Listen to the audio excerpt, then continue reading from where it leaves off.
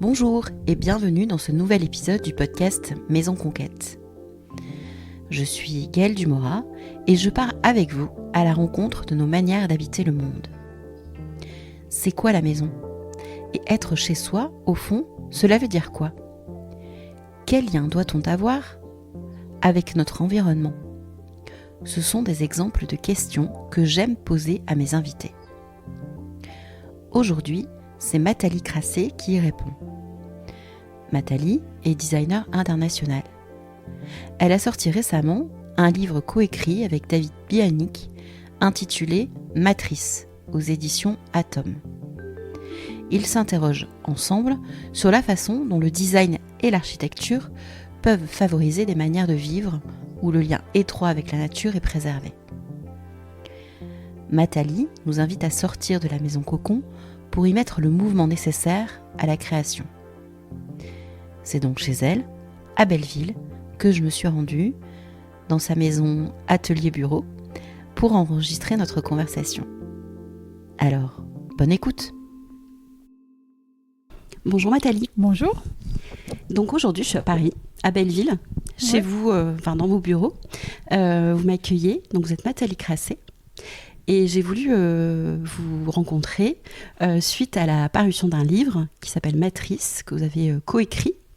Vous m'arrêtez si je dis des bêtises. Oui, bien, tout à fait. Et j'ai beaucoup aimé ce petit essai, on va l'appeler comme ça, cet essai, sur la manière d'habiter aujourd'hui et votre vision de l'habitat aujourd'hui. Et c'est pour ça que je suis là. Vous avez répondu oui à mon invitation, donc je me voilà. Mathalie, est-ce que vous pourriez vous présenter dans un premier temps, nous dire un petit peu qui vous êtes, ce que vous faites ? Donc je suis Mathalie, je suis femme, je suis mère et je suis designer. Très jolie présentation. Comment, vous aujourd'hui, vous êtes construit votre métier ? Donc, qu'est-ce qui s'est passé ? Qu'est-ce que c'est que le métier de designer aujourd'hui ? Et qu'est-ce que vos différentes branches, en fait, et notamment, donc, il y a le design d'objets, mais il y a le design maison, on va l'appeler comme ça. Oui. Pouvez nous en parler un petit peu plus ? Alors, j'ai jamais trop essayé de travailler dans des catégories comme ça. Moi, je me sens assez libre, en fait. Et un projet, il va comprendre justement plusieurs matérialisations. Ça peut être de l'espace, ça peut être de l'objet dans le même projet. Tout à fait. Je trouve que cette façon de catégoriser le design, elle me correspond pas vraiment. Donc, Voilà. Donc en fait, moi, je fais des projets qui sont souvent dans un contexte avec un commanditaire et dès le départ, j'ai voulu faire un pas de côté, c'est-à-dire que je ne m'inscris pas dans des projets qui sont dans la continuité, mais plutôt dans des projets de rupture ou en tout cas de pas de côté. En fait, c'est comme ça que je pourrais le définir. D'accord. Et ça, je l'ai établi dès l'école, parce que je me suis aperçue déjà que j'avais pas envie de mettre en avant l'esthétique, alors qu'on a l'impression qu'un designer ne fait que de l'esthétique. C'est vrai. Et c'est pas ça qui me porte. Moi, ce qui m'importe, c'est la vie, justement, c'est les scénarios de vie. Donc, ça peut être des scénarios d'usage, ça c'est le premier niveau. Après, des scénarios de vie. Et puis maintenant, c'est plutôt des logiques. Changer les logiques, puisque, comme on le sait, le design que je définissais encore il y a très peu de temps comme l'idée d'améliorer l'habitabilité du monde, aujourd'hui, on sait très bien que c'est un peu vain. Hein. C'est pas du tout ça qui convient de faire maintenant. Ça serait plutôt de changer le système. Donc, changer le système, c'est aussi ambitieux, mais ça peut être fait dans des endroits bien particuliers, avec des commanditaires qui sont déjà dans cette même idée, avec qui on partage les mêmes valeurs. Donc c'est un peu sur ce mode de fonctionnement-là que je me porte aujourd'hui, et je porte toute mon énergie. Ok. Donc en fait, on pourrait dire que vous êtes un électron libre, quoi. On peut dire. J'ai plutôt une âme d'artiste, c'est-à-dire depuis le départ, il y a cette dominante d'artistique qui est dans mon travail. Après, puisque je fais un travail singulier, et j'ai toujours pensé que c'était intéressant de mélanger le social et l'artistique, en fait, qui est en France très intéressant. Quand je monte mon travail à l'étranger, par exemple aux États-Unis, ils ne comprennent pas parce que c'est complètement séparé. On ne peut pas faire les deux. Voilà. Donc, donc en retour, ça m'a fait comprendre qu'en France, on a encore cette possibilité de le faire et qu'il faut justement que nous, designers, nous soyons conscients de ça et qu'on tisse en fait ce travail finement, mais qu'on le garde en fait. C'est une spécificité française. Est-ce que ça vient faire écho, par exemple, au projet que vous avez en ce moment, enfin qui est plus un projet maintenant, mais qui est les maisons de design pour tous ? Oui, tout à fait. Donc c'est un travail pour un bailleur social. Et donc, on est sur des maisons qui vont être louées, des maisons qui vont être louées à loyer modéré. Et nonobstant, ce sont des maisons qui sont toutes en bois, qui sont faites hors site et qui permettent en fait aussi d'avoir une petite serre, parce que j'ai décidé que la légitimité d'une maison individuelle aujourd'hui, c'était d'avoir un retour à la terre, c'est-à-dire d'avoir une connexion avec la terre, mais plus qu'avec l'extérieur, parce qu'on a toujours considéré que c'était important d'avoir des fenêtres et une vision sur le paysage, et ça c'était aussi un gros problème. Il faut qu'on aille plus loin que ça dans notre façon d'interagir avec l'extérieur. Et là, il s'agit d'une serre de 9 mètres carrés, de façon à gagner un petit peu d'autonomie. On sait que la chose la plus facile aujourd'hui, en termes d'écologie, c'est d'essayer de comprendre, et c'est de changer son mode d'alimentation, tout simplement. Et donc, je pense que quand on fait pousser des légumes chez soi, d'un seul coup, on voit que les légumes qui sont dans le supermarché, ils sont un peu trop... Ils n'ont pas la même saveur. Voilà. Dans tous les sens du terme. À la fois pas la même saveur, pas la même forme, etc. Voilà. Ok. Si on en vient, justement, on continue sur le chemin de la maison. Aujourd'hui, c'est quoi la maison pour vous ? Alors, la maison, c'est à la fois un endroit où on doit être quelque peu protégé, mais il faut être vigilant de ne pas l'être trop, justement. Et aujourd'hui, avec l'éco-anxiété qui augmente énormément, la maison qui était déjà définie comme une espèce de cocon, parce que ça, c'est vraiment quelque chose qui est assez... qui appartit à notre quotidien, on va dire. Il faut au contraire la challenger, il faut la réouvrir et il faut en faire un endroit où on va se projeter. Et on peut se projeter que si on a quelque part, si on se sent bien à la maison, en fait. On peut pas, c'est quelque chose d'essentiel, en fait. Donc, je me suis aperçue que depuis que je fais ce métier, je me battais pour faire un habitat évolutif, en fait. Oui. L'idée, et en fait, cette idée d'activité, elle est extrêmement importante. C'était quelque part donner une puissance d'agir, mais à l'échelle domestique. C'était ça. Et en fait, cette puissance d'agir, aujourd'hui, il faut qu'on l'ait globalement, pas simplement au niveau domestique. Donc, mais si on ne l'a pas chez soi, on ne l'aura pas à l'extérieur non plus. Donc, donc je me suis aperçue que c'était quelque chose qui faisait sens. Et on s'est bien rendu compte pendant le confinement, par exemple, que si on pouvait changer les meubles, si on pouvait créer un espace en plus pour que les enfants jouent, si on pouvait rajouter un bureau, puisque il y a le télétravail aussi s'invite à la maison, tous ces créations d'espaces supplémentaires, c'était important. Donc, je pense que la perception de la maison, elle est en train de changer. Donc, elle est en train de retirer, on va dire, on perd des codes qui sont plutôt des codes bourgeois, qui sont des codes qui figent. Je pense, j'aimerais plutôt, et on va gagner justement en souplesse, en fluidité, en modularité, voilà. Dans le livre, et puis même sur votre page Instagram, vous êtes très très présente. C'est bien parce qu'on peut suivre un peu tous vos projets. Vous parlez de scénarii de vie, ou bien de projets de vie. Oui. C'est quoi l'idée que vous mettez derrière ? Est-ce que vous avez des exemples ? Oui, les projets de vie, c'est simple en fait. C'est la première pièce de mobilier que j'ai faite s'appelle Quand j'y monte à Paris. Donc ça, c'est un scénario de vie, c'est-à-dire on est à Paris, on a des petits espaces, on n'a pas forcément la capacité d'accueillir quelqu'un pour dormir chez soi parce qu'on n'a pas de chambre d'amis, mais on aimerait bien faire un geste d'hospitalité. Et donc, c'est une colonne qui ne prend pas de place puisqu'elle fait 35 cm sur 35 cm sur 2 mètres de haut. D'accord. Et après, on la bascule, on l'ouvre, on trouve un lit à l'intérieur, il y a une petite lampe, un petit réveil, voilà. Donc, on fait vraiment ce geste d'hospitalité et c'est en quoi l'objet devient un espace à part entière. Oui. Okay. Et en fait, je pense qu'on fait peut-être même plus ce geste d'hospitalité avec cette structure parce qu'on crée l'espace pour la personne que, par exemple, avoir une chambre d'amis qui, en fait, vous voyez, quelque chose... Voilà, donc c'est en fait, parce que ça s'accompagne avec un geste et on partage son espace. Ouais. Ouais, donc c'est quelque chose que... Voilà, donc ça, c'est le premier c'est la première vision. C'est la première pièce de mobilier que j'ai fait autour de scénarii. En fait, donc c'est ça. C'est pour moi ramener des choses qui sont essentielles dans l'habitat, c'est-à-dire l'hospitalité, le partage. Qui sont un peu le commun. Il y a beaucoup de donc et ces éléments-là, je les traite aussi bien sûr, pas simplement dans le cadre domestique, mais aussi à l'extérieur de la maison, bien sûr, pour la ville, pour les lieux particuliers. Justement, quand vous avez quelqu'un qui s'approche de vous parce qu'il a envie de travailler, il a un lieu, cette personne a un lieu, elle a envie de vous le confier quelque part. Là, c'est pas une pièce de mobilier, mais c'est vraiment un lieu. Comment vous travaillez aujourd'hui comment vous allez détailler tous les scénarios de vie qui peuvent être dans ce lieu Comment ça se passe en fait ? En fait, c'est déjà comprendre finement où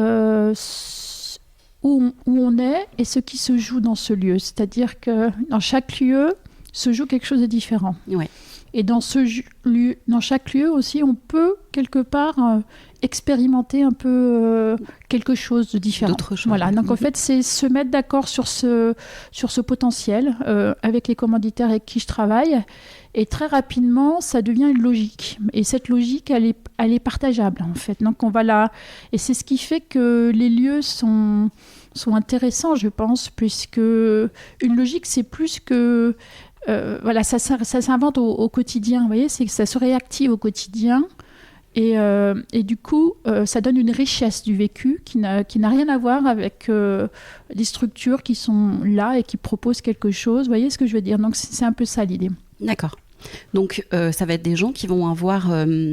c'est essentiellement des gens qui vont accueillir du public, ou est-ce que ça va être plutôt des lieux privés ? Non, ça peut être aussi des lieux privés. J'aime bien accompagner des personnes qui ont envie de changer aussi, et il y en a beaucoup en ce moment. C'est vrai. Je ne fais pas beaucoup de projets pour privés, mais j'aime bien accompagner ces moments où on décide de passer de la ville à la campagne, mais on a envie de garder un certain dynamisme urbain. Vous voyez, c'est ces notions qui sont... Voilà, c'est un peu la tension qu'on a en ville. Hein, on est... j'aime bien accompagner ces changements de vie. Ou quand on se sépare, on a besoin de se restructurer autour de... la maison peut servir aussi à ça. Et je dirais même aujourd'hui, l'idée d'essayer d'y voir un peu plus clair avec son projet de vie. Et là encore, la maison peut le faire. D'accord. Donc ça veut dire après, en termes d'espace, entre guillemets, une maison designée par Nathalie Crasset, aujourd'hui, ça va être une maison où vous allez avoir obligatoirement cuisine, séjour, voyez, le plan stéréotypé, j'imagine que non. Mais c'est quoi la vision sur un plan de cette maison ? C'est vraiment dans le détail, qu'est-ce que Alors, vous allez chercher ? j'essaie de ne pas travailler en mètres carrés, j'essaie de travailler plutôt avec du ressenti. Donc, c'est-à-dire, il doit y avoir un cœur. Alors, on est un peu dans Bachelard, là. On doit y avoir un cœur dans la maison. Et ce cœur, il va dépendre un petit peu des commanditaires avec qui je travaille. Bien sûr, ça peut être souvent la cuisine, mais pas que. Il peut y avoir, voilà. Il y a des endroits qui sont plus chauds, des endroits qui sont plus froids dans le sens où ils vont préserver un peu plus l'intimité. J'ai toujours fait porter une grande importance aux limites d'intimité parce qu'on peut faire beaucoup avec ça. Déjà, on peut gagner énormément d'espace en fait, en faisant des limites d'intimité qui sont pas permanentes en fait, qui vont se déclencher. Et l'intimité pour vous, c'est pas uniquement la chambre, j'imagine. Non, ça peut être la salle de bain parce que j'ai fait le premier projet avec Patrick Elouargui et Philippe Chaplet d'hôtel en fait. J'ai considéré que la salle de bain pouvait être ouverte à l'époque où il n'y avait aucun hôtel qui travaillait sur ces notions-là. Parce que dans une chambre d'hôtel, on arrive normalement avec quelqu'un qu'on connaît. A priori. Et je vois pas pourquoi. Et j'aimais bien aussi travailler cette notion d'intimité avec la personne avec qui on vit. Et donc, comme c'est un hôtel où justement il est question de ce type d'expérience, on le proposait consciemment, c'est-à-dire qu'on n'avait pas la même notion d'intimité quand on est à la maison et quand on est dans un hôtel. C'est vrai. Et donc ça joue, on joue avec les lignes, on joue avec les limites et on apprend quelque part des choses de la relation avec l'autre. Vous parliez tout à l'heure d'hospitalité. Oui. C'est un mot que j'adore, moi. Et comment, dans la maison, vous arrivez à créer cette atmosphère d'hospitalité ? Est-ce qu'il y a des codes ? Alors, le mot n'est pas approprié parce que j'ai bien compris que l'idée, c'est de sortir de ces codes-là et de se laisser surprendre un petit peu partout. Mais voilà, comment dans une maison, on arrive, hormis donc effectivement la colonne que vous avez créée, comment on arrive à créer l'hospitalité chez soi ? Ça peut prendre plein de formes. Je prends l'exemple de la Higo, c'est une maison qu'on a fait justement dans le cadre de la ferme hybride. C'est une maison, une petite maison qu'on peut louer. Et en fait, j'ai décidé de rentrer dans une serre. C'est le centre de la maison. Elle sépare c'est un peu comme si la nature venait rentrer à l'intérieur de la maison. Et on rentre par cet espace-là. C'est-à-dire qu'on n'arrive pas directement dans l'espace intime et on arrive dans un espace intermédiaire entre l'extérieur et l'espace intime, justement, qui est constitué par une serre. Et j'aimais bien cette idée d'avoir un entre-deux entre l'intérieur et l'extérieur, et qui nous permet aussi de quelque part de faire une place au végétal. Alors c'est pas le même que végétal qu'on met à l'intérieur et qu'on met à l'extérieur, bien sûr, mais un peu. Donc ça peut prendre plein de formes différentes en fait, l'hospitalité. D'ailleurs, à propos de la ferme hybride, est-ce que vous pouvez nous en parler un petit peu plus ? Oui, donc la ferme hybride, c'est un lieu, c'est d'abord un territoire, c'est-à-dire que j'aime bien présenter la ferme hybride comme ça, puisque on ne va pas simplement parler de bâti, c'est le territoire dans lequel on vient s'inscrire. C'est un territoire qu'on essaie de décrypter, de comprendre. Donc c'est un travail sur le long terme. Et c'est un lieu en transformation, un lieu qui prend sa part, justement, on va dire. On a tous, quelque part, un travail de reconfiguration, de l'idée de réapprendre, ou en tout cas d'essayer de se connecter à la culture du vivant. Et en fait, c'est un lieu qui propose ça. Et quand on se pose dans la ferme hybride, c'est aussi cette idée de regarder comment un lieu se transforme, regarder, y participer si on veut, et voilà, et trouver un peu cette autre relation à la terre, cette autre relation au vivant, sachant que c'était en fait qu'il y a une partie patrimoniale, donc c'était une tour de garde. D'accord. Donc en fait c'est un peu l'opposé. Une tour de garde, c'est fait pour défendre, en fait. Vous voyez, alors, c'est marrant parce que moi, quand je regarde les images, etc., de la ferme, j'avais le mot observation. Oui, il y a une tour pour observer, mais c'est aussi... quand on voit le bâtiment, l'inspiration que j'ai eue, c'est un peu l'idée d'un monastère, parce qu'en fait, il fallait redonner une cohérence à des morceaux de bâtiment qui étaient, en fait, la tour qui est accolée avec la ferme juste derrière. Et il n'y avait pas eu de cohérence architecturale, on va dire. Et donc, quelque part, maintenant, avec les ouvertures qu'on a aménagées, c'est l'idée de faire penser un petit peu à un monastère. Parce qu'un monastère, ce qui est beau, c'est qu'à l'origine, un monastère, c'était aussi l'endroit où on gardait l'aliment. Et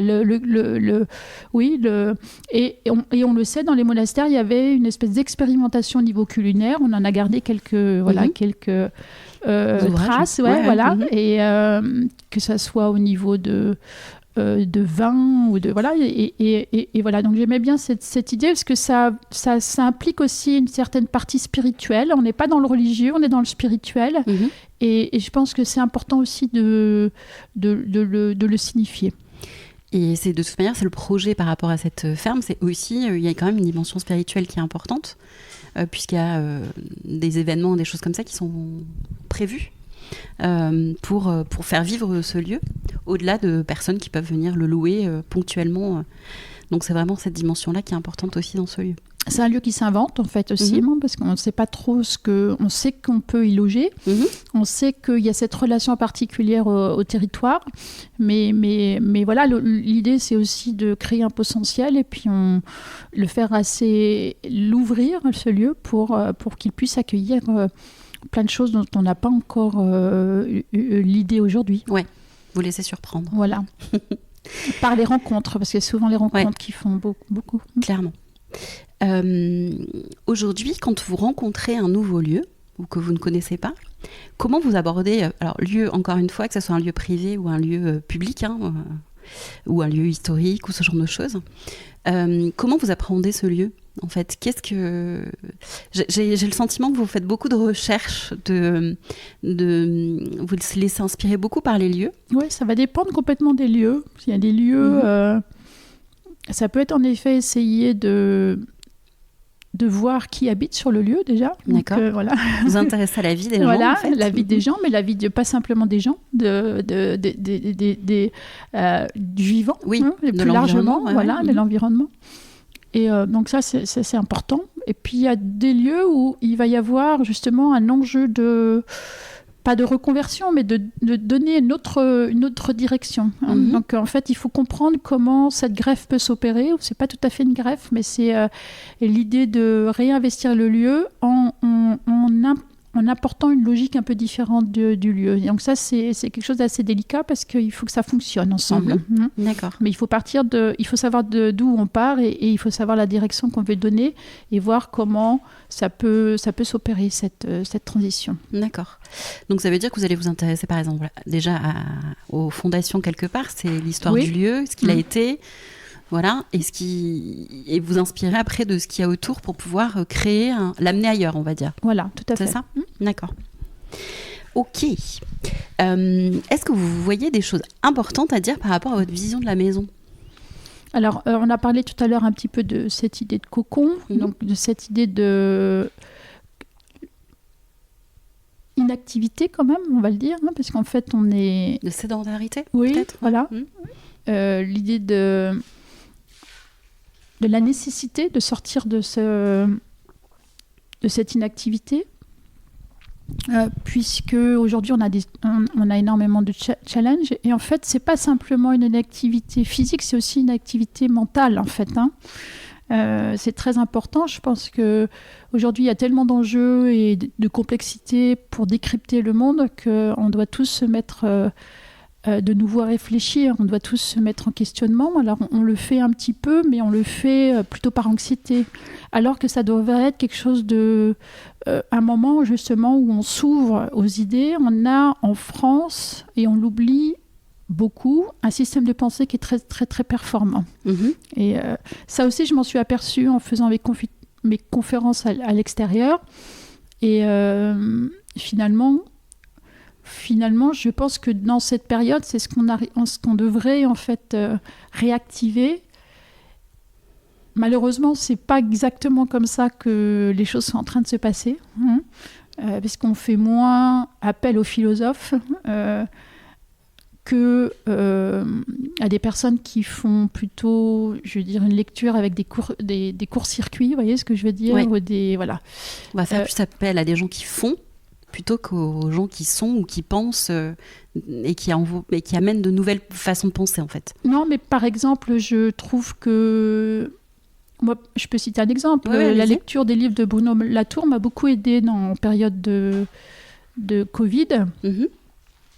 Il a cette générosité d'ouvrir des portes et de faire un constat sur l'état du monde, mais aussi de nous donner des pistes, en fait, des indications sur comment dépasser cet état de sidération en quelque sorte. Et ça, c'est quelque chose d'important.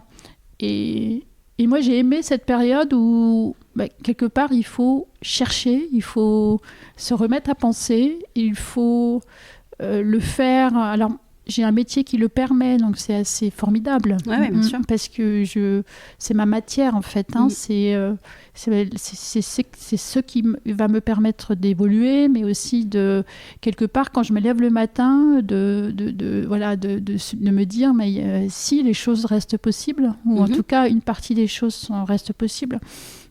Donc je pense que c'est... Et on l'a vu pendant le Covid, ceux qui avaient cette trame, vous voyez, d'ancrage par rapport à un métier ou par rapport à une passion, l'ont passé peut-être un peu plus sereinement, vous voyez, ces périodes de Covid.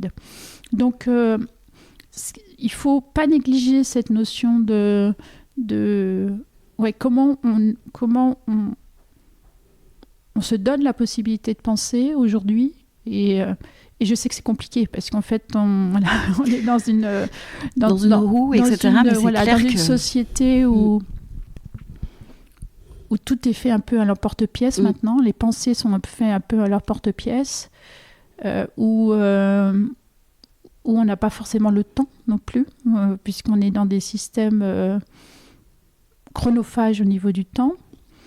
On n'a pas beaucoup de temps pour soi, parce que c'est du temps pour soi. Voilà. Donc, voilà. Mais j'ai encore un espoir, parce que je pense qu'on a cette capacité de bien penser en France. Oui, j'en suis certaine, les choses évoluent malgré tout, mais on oublie vite aussi. Oui, ça va vite, oui, c'est plus facile à déconstruire qu'à construire. Mais comme je le dis, je le répète dans le podcast et quand je fais mes accompagnements, c'est observer et prendre conscience des choses. Observer tout ce qu'on a autour. Alors ça ne veut pas dire que la maison, bien sûr, ça va bien au-delà de la maison. Oui. Mais c'est s'observer soi et observer tout ce qu'on peut avoir autour de nous. Pour voir tout simplement s'il y a quelque chose qui cloche ou qui cloche pas, en fait, qui nous fait nous lever tous les matins ou pas. Enfin, voilà, ça c'est très très important. Et puis le faire ensemble, c'est-à-dire en discuter avec ses amis, voilà, parce que ça permet aussi d'aller plus vite, de s'échanger les lectures, voilà, c'est intéressant. Donc vous nous avez conseillé Bruno Latour. Est-ce qu'il y a d'autres auteurs, ça peut être dans tous les domaines, ça peut être des films, etc., qui aujourd'hui vous inspirent toutes ces réflexions. Oui, je voudrais citer aussi donc les personnes qui m'ont beaucoup aidée pendant le confinement. Il y a Augustin Berg aussi, qui est géographe, et qui lui parle de mésologie, donc c'est la relation au milieu. Et voilà, j'ai beaucoup aimé aussi. Et c'est quelqu'un qui a vécu au Japon et qui donc fait souvent une comparaison entre la France et le Japon. C'est aussi intéressant de ce point de vue-là. Par rapport aux maisons, cette modularité de l'habitat japonais est juste fascinant. Enfin, moi, je trouve ça fascinant. Oui, tout à fait. Non, même de si ce c'est point de poussé à l'extrême vis-à-vis de nous. Après, c'est très codifié aussi. Donc, bien sûr, on se retrouve dans des il y a des choses inspirantes, très je trouve. Oui. Tout à fait. Voilà. Et je vous ai coupé, donc vous vouliez me parler d'un autre... Après, j'ai beaucoup aimé Croire aux fauves. Je pense que je le recommande à tout le monde. Alors, je ne sais jamais prononcer son nom, Nastasia Martin, je crois. Je mettrai toutes les références de toute manière, et puis les photos des livres. Des écrits comme Ce à quoi nous tenons, d'Émilie H. Voilà, donc bien sûr Baptiste Morisot, qui aussi arrive à avoir toujours une position optimiste par rapport à donc c'est assez encourageant en fait aussi je pense qu'il faut avoir une position optimiste et qui entraîne voilà justement tout un tas de personnes dans son sillage, donc c'est intéressant. Un peu comme Bruno Latour d'ailleurs. Ok. Moi j'avais une dernière question. C'est quoi être chez soi pour vous ? Alors être chez moi, c'est avoir du temps pour justement pour lire, pour penser, pourquoi pas inviter des amis. C'est ça, plutôt. Est-ce que ça veut dire que chez vous, ça peut être partout, du coup ? En même temps, chez moi, c'est, comme vous l'avez vu, il n'y a pas de différence entre travailler et vivre. C'est un lieu qui propose les deux. Comment ? Donc, Non, c'est... Ouais. Donc, j'ai du mal à faire cette séparation puisque mon travail, c'est aussi ma passion. Voilà. Et donc, je viens d'un milieu où on fait corps avec son métier. Donc, j'ai gardé cette relation au travail. D'accord. Est-ce que ça veut donc dire que chez vous, ça peut être partout ? Par rapport à ce que vous me dites. Oui, parce que quand je peux penser partout, C'est le seul petit problème que je pourrais avoir, c'est qu'à un moment donné, il faut que j'arrête de penser. Le bouton off, vous ne l'avez pas trouvé encore. Okay. D'ailleurs, un médecin m'a dit ça une fois, et je n'ai pas du tout compris. Je dis, mais pourquoi ? Parce qu'il faut avoir des moments où on arrive à vivre l'instant présent un peu plus profondément. C'est un retour à soi aussi, peut-être ? Mais bon, d'un autre côté, votre métier, c'est la passion, donc ça veut dire que... Enfin, c'est une passion, donc ça veut dire aussi que c'est une partie de vous aussi. Donc, quelque part, vous êtes connecté à vous. Oui, tout à fait. Comme tous les métiers passion. Votre actualité, aujourd'hui, est-ce qu'il y a des projets? Donc, on a vu, il y a les maisons pour tous. La ferme hybride, oui. La ferme hybride. Et puis, est-ce qu'il y a d'autres projets? Oui, il y a le nouveau printemps à D'accord. Toulouse. Puisqu'il y a un nouveau fonctionnement pour ce nouveau printemps. Avant, il s'étalait sur toute la ville. Maintenant, l'idée, c'est d'intervenir dans ce festival juste sur un quartier. C'est le quartier de Saint-Cyprien. Je ne vais pas pouvoir en parler beaucoup plus encore. Il n'y a pas de problème. Voilà. On suivra sur Instagram. Et il y a l'idée d'inviter un artiste. Donc, c'est moi qui suis invitée pour cette première version du nouveau festival. Qui se tient quand? Qui se tient en juin, tout le mois de juin. D'accord, ok. L'autre actualité, donc, c'est Matrice, donc, qui est sortie il y a quelques mois. Oui, au mois de novembre, je crois. Oui, voilà, c'est ça. Qui est hyper inspirant. Donc voilà, à lire dans la liste de lecture. Je vais rajouter celui-là. Je pense que vous l'auriez peut-être pas rajouté. Oui, mais je peux peut-être vous renvoyer une petite liste un peu plus complète. Si oui, avec plaisir. Je la partagerai avec grand plaisir. Merci beaucoup, Nathalie. Merci pour votre accueil et pour ce moment, parce que je trouve que vous avez une vision les choses optimistes et puis et différenciées. Moi, c'est vrai que je vais beaucoup sur la psychologie de l'habitat, etc.